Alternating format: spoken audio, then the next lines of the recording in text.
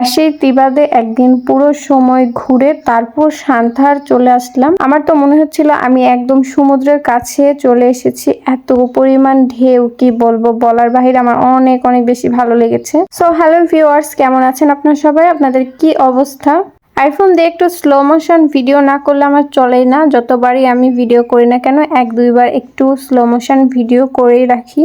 যদিও বা দু একটা পোস্ট করি, আপলোড করি, কিংবা দু একটা বার নাও করি। সো আমি রাজশাহী থেকে হঠাৎ চলে আসলাম সান্তাহার। আর সান্তাহার আসার পর অনেক সুন্দরী সুন্দরী আপুদের দেখতে পেলাম। তারা পরেছিল শাড়ি। আমার দেখে অনেক বেশি মন চাচ্ছিল যে আমিও একদিন সান্তাহার শাড়ি পরে আসবো। ইনশাআল্লাহ সময় আর সুযোগ হয়ে গেলে একদিন আসবো। হঠাৎ দেখি আবারও ট্রেনও চলে এসেছে, ট্রেনের সাথেও দেখা হয়ে গেল। কিন্তু দুঃখের বিষয় এই যে আমাকে তো ট্রেন নিয়ে যাবে না, চলেই যাচ্ছে তো চলেই যাচ্ছে। আমার খুবই ইচ্ছা আছে ট্রেনে অনেক দূর ভ্রমণ করার। এতদিন তো বাসে এখানে সেখানে উঠে অনেক ভ্রমণ করেছি, এবার করব ট্রেনে। ছোট ভাই দেখতে দেখতে অনেক বড় হয়ে গেল। কিছুদিন পর দেখবো আমার থেকেও আরো বেশি লম্বা আর আরো বেশি বড় হয়ে যাবে। তখন আমি বড় বোন হয়েও কোনো লাভ নাই, কারণ আমার ছোট ভাই তখন বড় হয়ে যাবে। এই কথাটা চিন্তা করলে নিজের অজান্তেই কেন জানি একটা আনন্দ আসে আর অনেক বেশি মজা লাগে। একা একাই অনেক বেশি হাসি পাই। দেন আমি সান্তাহার চলে এসেছি আর এখান থেকে আমি ব্ল্যাক কালার চুড়ি দেখতেছিলাম, শাড়ি পরবো এই কারণে।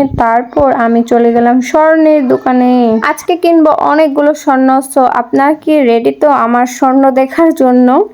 আবার অনেকে ভেবে ফেলবেন যে আমি হয়তো বা অনেক বেশি বড়লোক হয়ে গেছি এই কারণে। আসলেই কি আমি বড়লোক হয়েছি? এরকম তো কোনো কথাই নাই, আর এরকম তো আমি কখনো ভাবিও না। তারপর আমি চলে গেছিলাম বিসমিল্লাহ হোটেলে। অনেকই তো গল্প করলাম। তো এখন বিসমিল্লাহ হোটেল হচ্ছে আমাদের সান্তাহার। তো সেখানে যাওয়ার পর আমি ফার্স্টে রসমালাই খেলাম। তো রসমালাই খেয়েও পেট ভরলো না দেখতেছি। তারপর আমি আবার অর্ডার করে দিলাম নান রুটি আর চিকেন চাপ। শুধু যে আমরা একাই খেয়েছি তাও কিন্তু না, আমার ছোট বোনও সাথে ছিল। তো আমরা 3 ভাই বোন মিলে আজকে খাবো নান রুটি আর চিকেন চাপ। মূলত একটাই অর্ডার করেছিলাম, চিকেন চাপ আর নান রুটি অর্ডার করেছিলাম 3টা। আমরা তো গাইস এমনিতেই শুটকা মানুষ, আপনারা হয়তো বা দেখলে বুঝতে পারবেন। বেশি খাবার দাবার খাই না, কিন্তু খেতে মন চায় এটুকুই। তারপর হঠাৎ করে বের হয়ে পড়লাম। আর বের হয়ে পড়ার পর একদম অন্ধকার অন্ধকার হয়ে গেছে। আমি আবার একটু সান্তাহার ঘোরাফেরা করলাম। আমাকে যদি কেউ বলে যে প্রতিদিন তোমাকে সান্তাহার আসা লাগবে, তাহলে আমি প্রতিদিন আসতেও রাজি আছি। আমার অনেক বেশি ভালো লাগে। আপনাদের হয়তো বা বলে বুঝাইতে পারবো না, কিন্তু সবসময় তো আর আসা যায় না। বিভিন্ন ধরনের সময় বিভিন্ন